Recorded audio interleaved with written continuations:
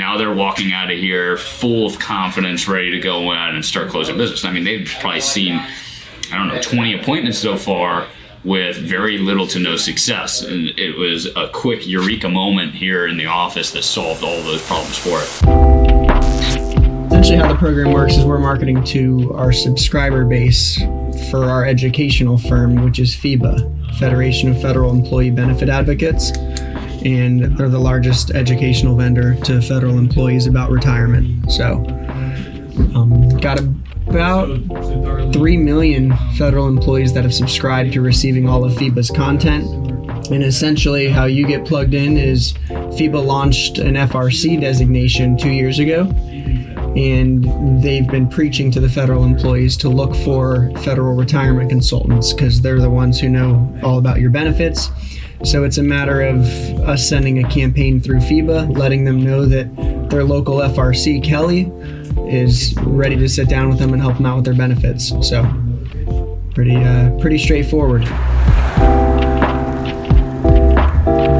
That's the way I kind of, I guess, advise doing it. We obviously are more than welcome to help everybody out that wants to, but it's nice to be able to have it on the fly. I've seen a lot of appointments where people could do the sale there, where people really just want to see hey, I want to see one more year to it, and it's all right, well, I got to go back to my guys and get it rerun and added a year to it, right? Where if you could just move the needle one more year into retirement, then you'd be able to close the sale right there and be done with it, right? So, yeah. We got videos recorded, man, and I'll sit here all the time and walk you through it. So, absolutely.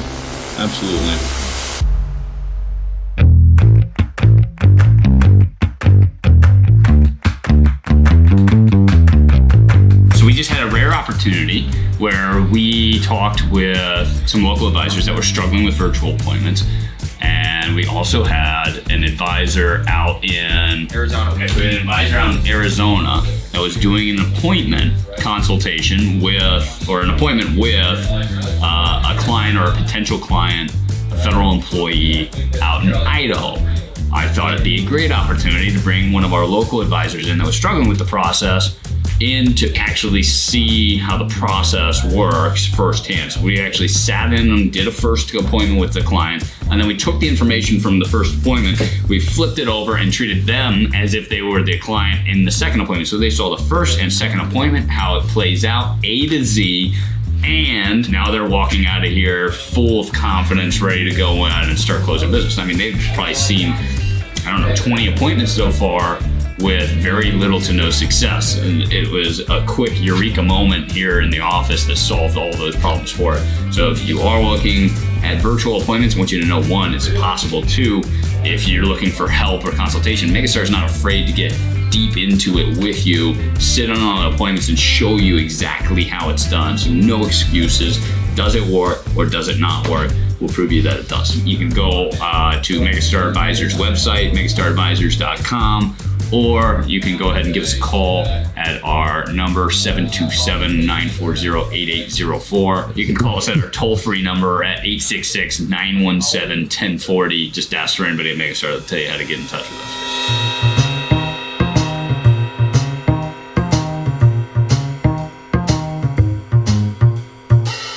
I don't think the vampire would become a zombie.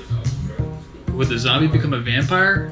I say no, because he's dead. Vampire would become the zombie. Zombie wouldn't change. Zombies don't have flowing blood. There's no bloodstream in it. They're dead, right? They're dead organisms, so they don't have blood flowing through them. You have a hybrid, absolutely. The vampire gets some of the zombie's blood, and the zombie then turns into more like a vampire than it was before.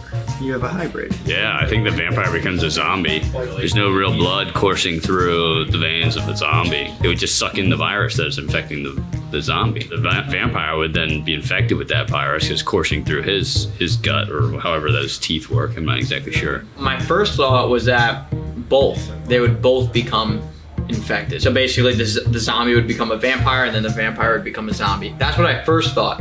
And then I was like, you know what? If you're inflicting it, you're probably the one having effect. But since it has to do with the blood, then I would think they're probably both infected after that. Final answer. They're both infected. I'll go very political on this one. Neither. Vampire dies because a vampire can only drink blood from a living human. If they drink dead blood or dead human blood, they die. And maybe it even matters how bad the virus is. We don't know what kind of antibodies are built up in a zombie's virus versus, we already know vampires' virus is semi-weak, can't even take sunlight. There's no blood flowing through the zombie to turn it into a vampire. So absolutely, vampire would become a zombie. Zombie would remain unchanged. Now, if the zombie bit the vampire, then he'd be a zombie because he's living and he's being bit. A vampire biting a zombie doesn't turn him into a zombie and doesn't turn that zombie into a vampire. That's my final answer. I'm really confident about that.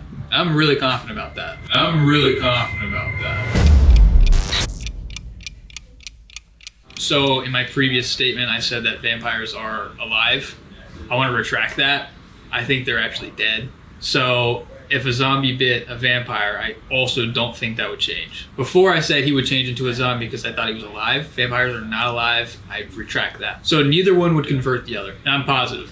Now I am positive. And that's my final answer.